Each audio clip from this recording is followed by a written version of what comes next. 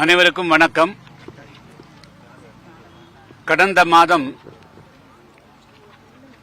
தூத்துக்குடி மாவட்டம் ஆறுமுகமங்கலத்தை சார்ந்த கவின் என்ற 27 வயது மென்பொறியாளர் கருணக்கொடூரமாக கொலை செய்யப்பட்டார். அந்த சம்பவத்தை கண்டிக்கக்கூடிய வகையிலேயும் தமிழ்நாடெங்கும் கடந்த பல ஆண்டுகளாகவே நடந்து வருகின்ற ஆணவ கொலைகளை, அதாவது கௌரவ கொலைகளை தடுத்து நிறுத்த வலியுறுத்தியும் இந்த கொலைகளுக்கு காரணமாக இருக்கக்கூடிய பல்வேறு விதமான சமூக சூழல்களை கண்டறிந்து அவற்றை தடுப்பதற்கும் இந்த கௌரவ கொலைகளை அதையும் மீறி செய்பவரை தண்டிப்பதற்கும் உரிய சட்டங்களை மாநில அரசு உடனடியாக இயற்ற வேண்டும் என்று வலியுறுத்தி இன்று புதிய தமிழகம் கட்சியின் சார்பாக எனது தலைமையிலே இங்கே ஆர்ப்பாட்டம் நடைபெறுகிறது.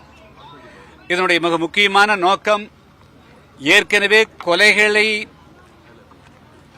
கொலைகள் நடந்தால் அவற்றை விசாரித்து குற்றப்பத்திரிகை தாக்கல் செய்து தண்டிப்பதற்கு வழி இருக்கிறதே தவிர தடுப்பதற்கு உண்டான எந்தவிதமான சரத்துக்களும் இல்லை.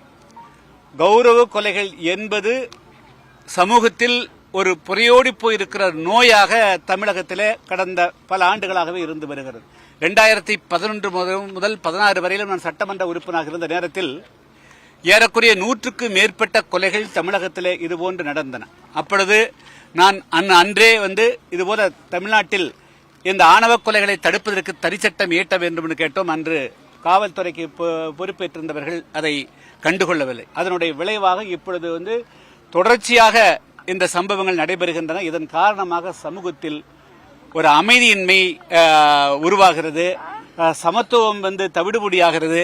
எனவேதான் தமிழ்நாடு அரசு காலந்தாழ்த்தாமல் இந்த ஆணவ கொலைகளை தடுப்பதற்குண்டான விசேஷ சரத்துக்களை உள்ளடக்கி உடனடியாக சட்டம் இயற்ற வேண்டும் என்று வலியுறுத்தி புதிய தமிழகம் கட்சியின் சார்பாக முதற்கட்டமாக இன்று திருச்சியிலே ஆர்ப்பாட்டம் நடத்துகிறோம். தொடர்ந்து அடுத்த கட்டமாக, இரண்டாவது கட்டமாக தமிழ்நாடு எங்கும் ஆர்ப்பாட்டம் நடைபெறும். அதை எப்பொழுது என்று நாங்கள் சொல்வோம்.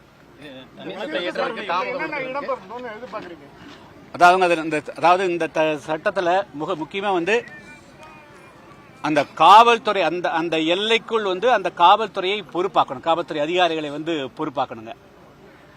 இரண்டாவது, இது சமூக அளவில் ஊறி போன விஷயமா இருக்கிற காரணத்தினால பள்ளிகள் கல்லூரிகளில் இதற்குண்டான விழிப்புணர்வுகளை, இந்த கௌரவ கொலைகளுக்கு விழிப்புணர்வுகளை ஏற்படுத்தணும்.